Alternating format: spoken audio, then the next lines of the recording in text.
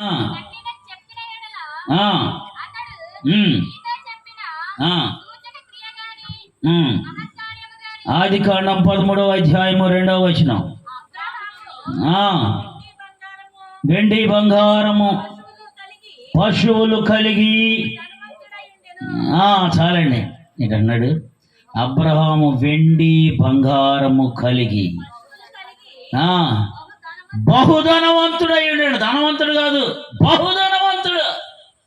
ఏం పట్టుకుని వచ్చాడు? ఏమీ పట్టుకురాలా. నువ్వేమి తీసుకురాకూడదు అన్నాడు. కానీ ఒక చిన్న తప్పు చేశాడు. అది ఈసారి ఎప్పుడు అవకాశం ఉంటే చెప్తా. అబ్రహాము దేవుడు అన్నాడు, నీ సొంతంని, సొంత ఊరిని, సొంత ప్రజల్ని నీకంటూ ఏది పట్టుకోకుండా వచ్చేయాలి. అప్పుడు నేను నిన్ను పెద్ద జనంగా చేస్తా. చేశాడు దేవుడు. కానీ ఆయన వెనకాల ఒక తోకలాగా వాళ్ళ తమ్ముడు తెచ్చుకున్నాడు. ఆ లోతుని తెచ్చుకోమని చెప్పలే దేవుడు. ఆ లోతుని తెచ్చుకుంటే బోడని గొడవలు అయిపోయి తర్వాత సబ్జెక్ట్ అది. అబ్రహాముని దేవుడు అన్ని విషయాల్లో ఆశీర్వదించాడు. అబ్రహాము ఇక్కడ వెండి బంగారం బహు ధనవంతుడిగా చేశాడంట. అబ్రహాము దేవుని పిలుపుకు లోబడి. మేము దశమ భాగాలు ఇస్తున్నాం, ప్రథమ ఫలాలు ఇస్తున్నాం, అన్నీ ఇస్తున్నాం, కానీ మాకేం అభివృద్ధి ఉండదే పోతుంది అంటూ ఉంటారు చాలామంది కదా. ఇస్తున్నా సరే మనస్ఫూర్తిగా బలవంతంగా ఏం తీసుకోవసరంలా. క్రొత్త నిబంధనలు దశమ బాగలేదండి, పాత నిబంధనలోనే ఉందండి అంటారు కొంతమంది.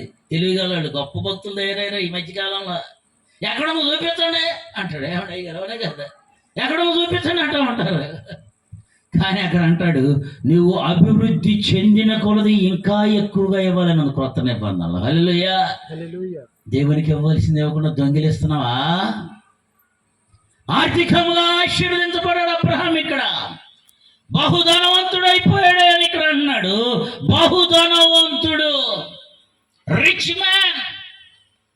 ధనవంతుడు వేరు, బహుధనవంతుడు. ఒకప్పుడు ఈ ఊరిలో కూడా లక్షాధికారులు ఉండుంటారు, మేబీ కోటీశ్వర్లు కూడా. ఒకప్పుడు అమ్మో 1,00,000 అంటే ఇవాళ 1,00,000 కూడా విలువ లేదు. లక్షలు మీ దగ్గర కూడా 3 మంది దగ్గర ఉండి ఉంటాయి. మేము మెడలో వేసుకున్న బంగారం చెప్పేస్తుంది. ఇవాళ లక్షాధికారులు 3 మంది ఉన్నారు. కోటీశ్వర్లు కూడా, మిలియనీర్స్ లేరేమో, బిలియనీర్స్ లేరేమో. ఆ రోజుల్లో అక్కడ అంటున్నాడు అబ్రహాము బహుధనవంతుడయ్యను అని రాయబడింది అక్కడ. అబ్రహాం ఏమయ్యాడంట? బహుధనవంతుడయ్యన్నాడు. అబ్రహాముని దేవుడు ఆర్థికంగా ఆశీర్వదించాడు. అబ్రహాముని దేవుడు కుటుంబ పరంగా ఏ లోటుగా ఉన్నాయి మీకు? ఆదికాండం 13వ అధ్యాయం 14వ వచనం చదువుదాం. ఆ ఆ